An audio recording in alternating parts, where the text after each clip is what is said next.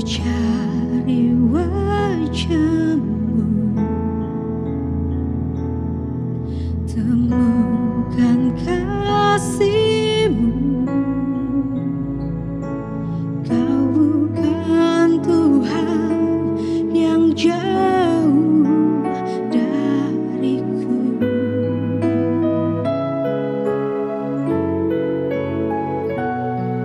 Ku panggil namamu,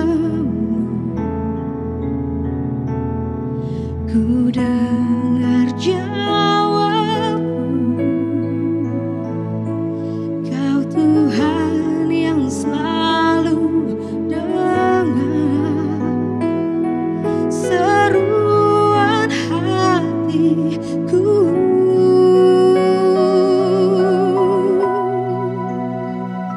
Sungguh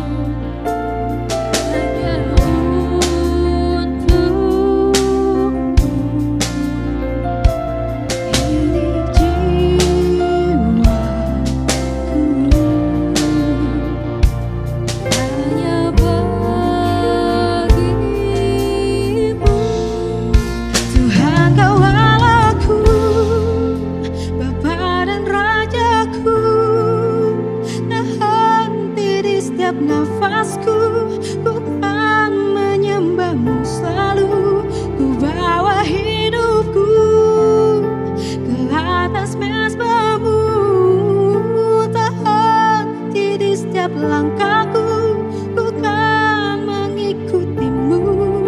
Tuhan kau Allahku, Bapa dan Rajaku, tak henti di setiap nafasku, ku kan menyembahmu selalu. Ku bawa hidupku ke atas mezbahmu, tak henti di setiap langkahku, ku kan mengikutimu.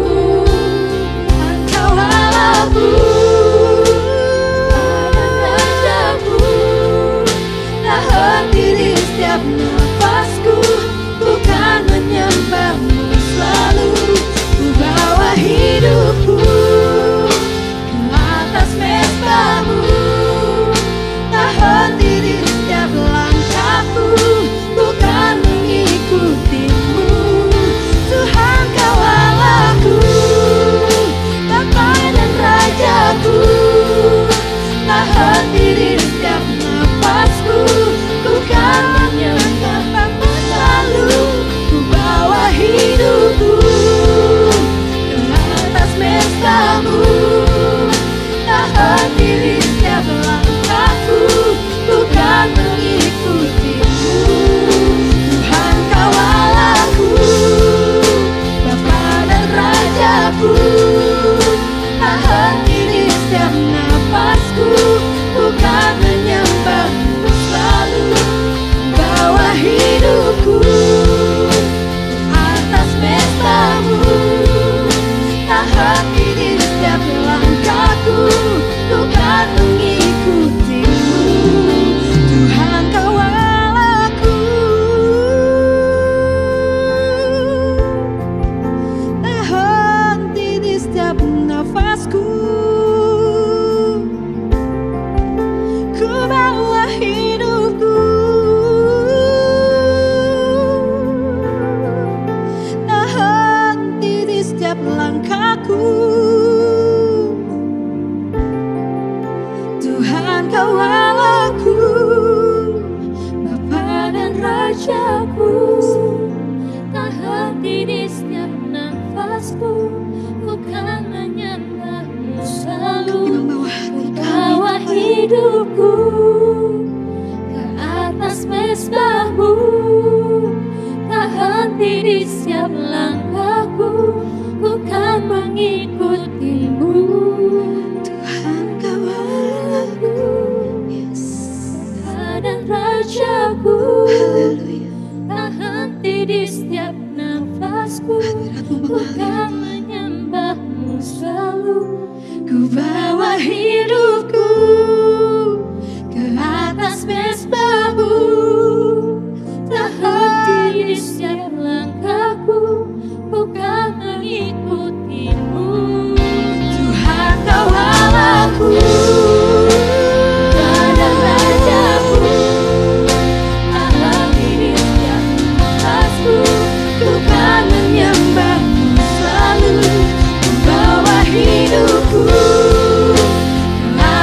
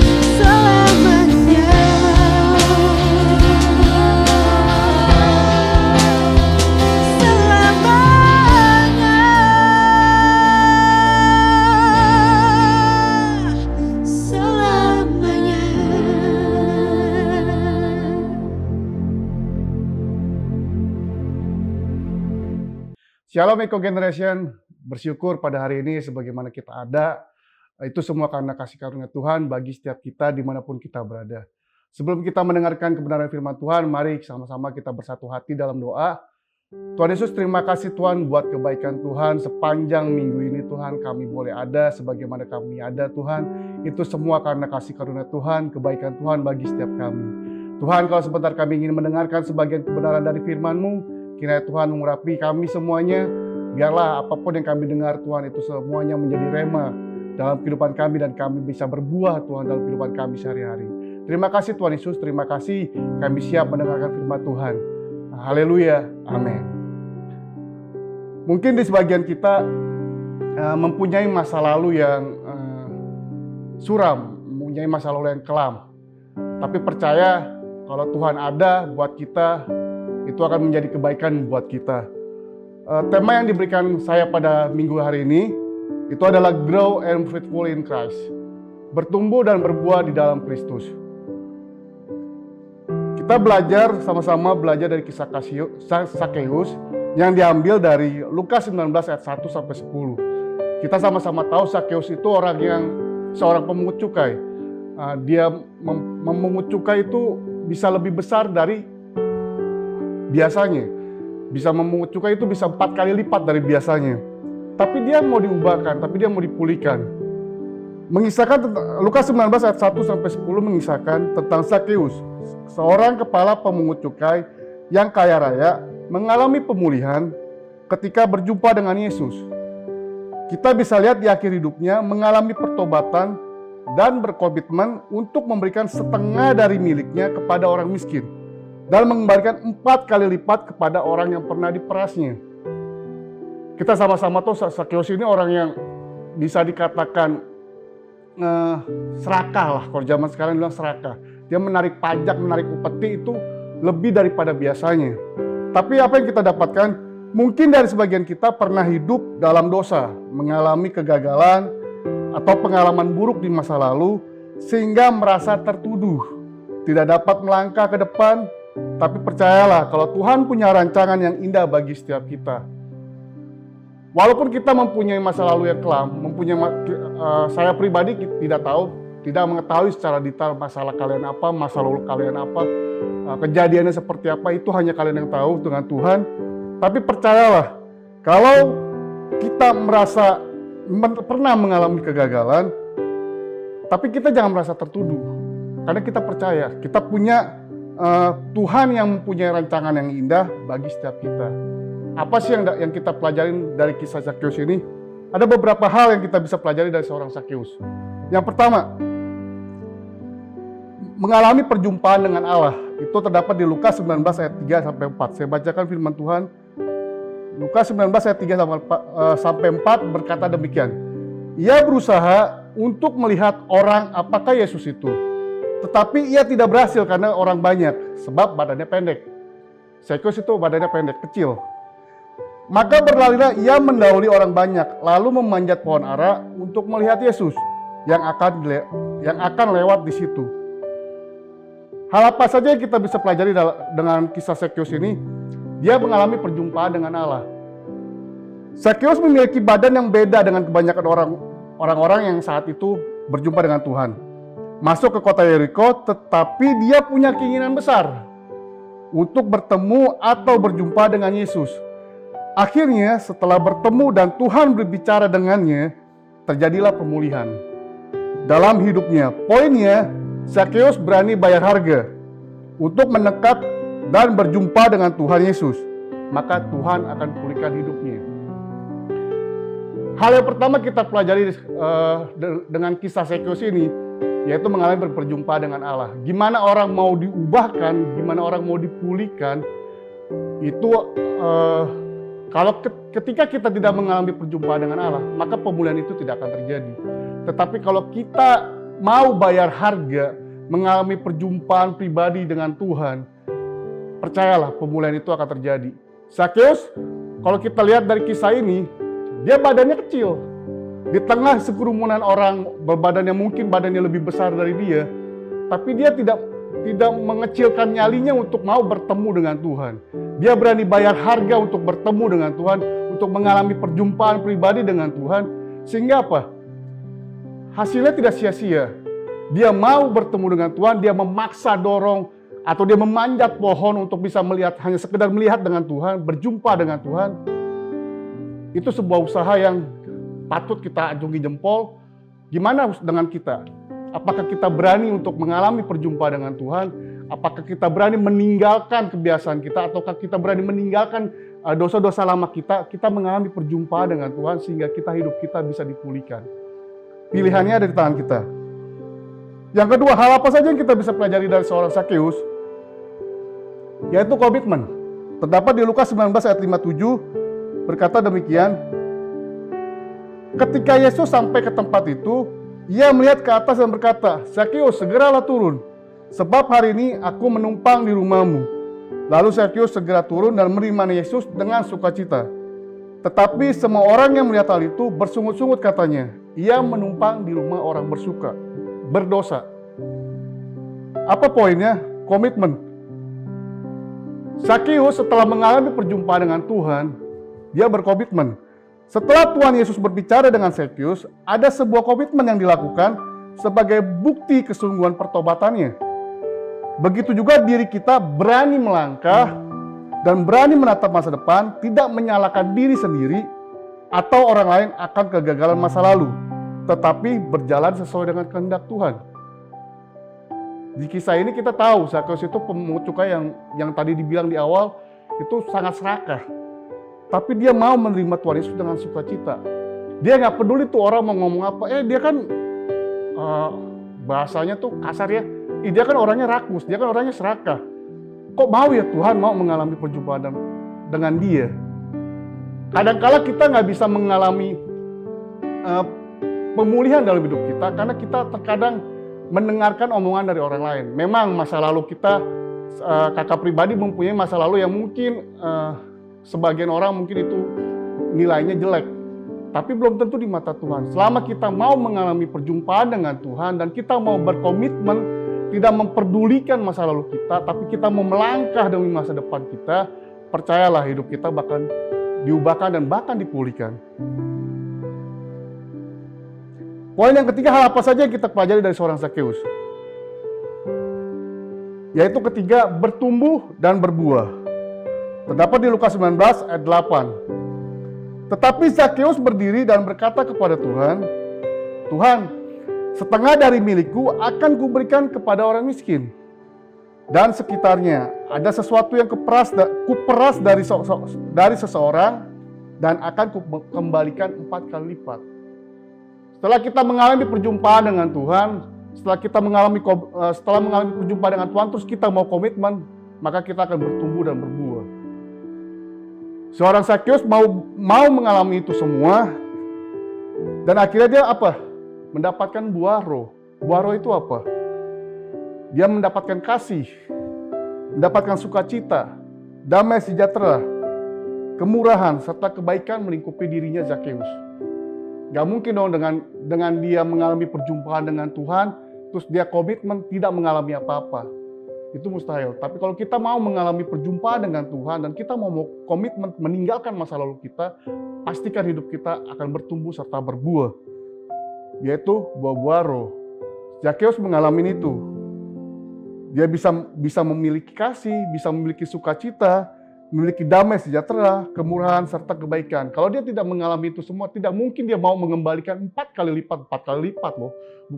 Bukan dia ngambil 1, dia balikin 1. Bukan, tapi dia mengembalikan 4 kali lipat. Itu memiliki sikap hati yang memiliki kerendahan hati. Kalau kita tidak memiliki buah roh, kita tidak akan memiliki itu. Tidak akan memiliki kemurahan, sukacita. Kadang orang memberikan 1 aja, dia belum tentu dia sukacita. Apalagi memberikan 4 kali lipat apa yang pernah dia ambil, itu membutuhkan pengorbanan yang sangat luar biasa. Kalau kita mau mengalami perjumpaan dengan Tuhan, kalau kita mau komitmen untuk melangkah dari masa lalu kita, pastikan hidup kita akan bertumbuh serta berbuah. Dan mengapa? Sama seperti Zakeus yang menyadari kesalahan yang diperbuat di masa lalunya dan membuat komitmen untuk bertobat serta memperbaiki kesalahan di masa lalu, maka Tuhan adalah setia serta mengampuni setiap kesalahan kita. Itu terdapat di 1 Yohanes 1 ayat 9. Kita percaya kalau Tuhan kita adalah setia dan adil, amin. Kalau kita mau mengakui setiap kesalahan kita, kalau kita mengakui dosa kita, Tuhan bukan Allah yang mengejas. Lu kan pernah berbuat dosa. Lu kan pernah melakukan hal yang ini. Lu kan pernah melakukan hal yang buruk. Tapi Tuhan bukan Allah yang seperti itu. Bukan Tuhan yang mengintimidasi setiap hidup kita, tetapi Tuhan yang mau mengampuni setiap dosa kalau kita mau mengakui kesalahan kita. Pilihan ada di tangan kita, kita mau berubah, kita mau mengakui dosa kita atau tidak, itu ada di tangan kalian. Nah, bagaimana kita bisa memiliki buah roh? Karena nggak mungkin tanpa buah roh kita bisa mengalami pemulihan. Yang pertama, hidup menurut Roh Kudus. Itu terdapat di Galatia 5 ayat 16 sampai 18. Saya bacakan firman Tuhan. Maksudku ialah hiduplah oleh roh, maka kamu tidak akan menuruti keinginan daging. Sebab keinginan daging berlawanan dengan keinginan roh, dan keinginan roh berlawanan dengan keinginan daging. Karena keduanya bertentangan. Sehingga kamu setiap kali tidak melakukan apa yang kamu kehendaki. Keinginan roh akan selalu membawa hidup kita ke dalam hidup yang berkemenangan. Sedangkan keinginan daging akan membawa hidup kita kepada seolah-olah indah. Padahal itu menjerumuskan hidup kita. Pasti setiap kita memiliki keinginan yang berbeda-beda. Belum tentu keinginan kita apa yang kita butuhkan, apa yang kita perlukan. Kadang keinginan daging kita apa yang kita mau, tapi bukan yang Tuhan mau.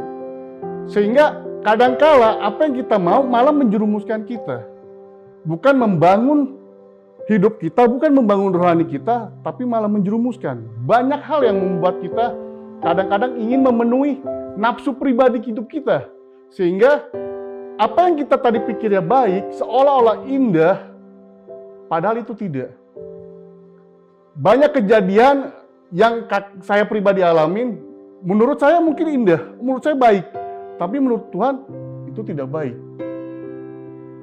Jadi gimana kita supaya bisa memiliki buah roh, yaitu hidup menurut Roh Kudus, tidak hidup menurut keinginan daging.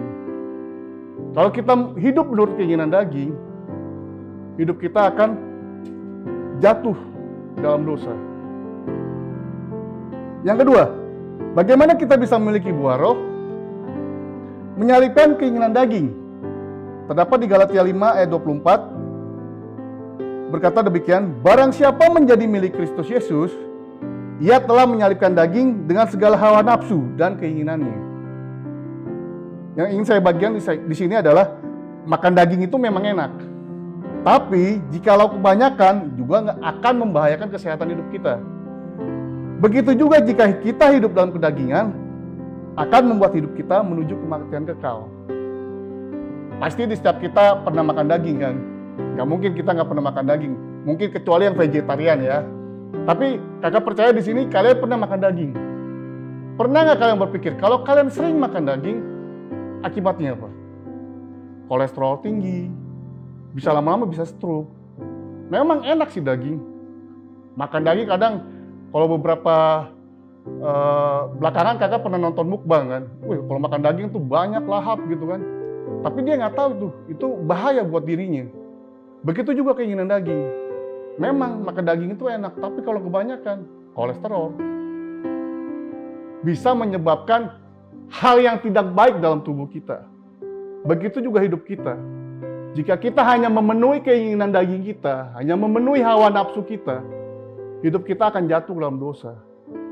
Dan akan membawa kita makin lama makin jatuh dalam dosa dan makin lama makin jauh dari Tuhan. Pilihan ada di tangan saudara. Yang ketiga, bagaimana kita bisa memiliki buah roh? Yaitu mewujudkan buah roh itu sendiri. Bagaimana kita bisa memiliki buah roh? Ya kalau kita nggak mewujudkan, kita harus mewujudkan.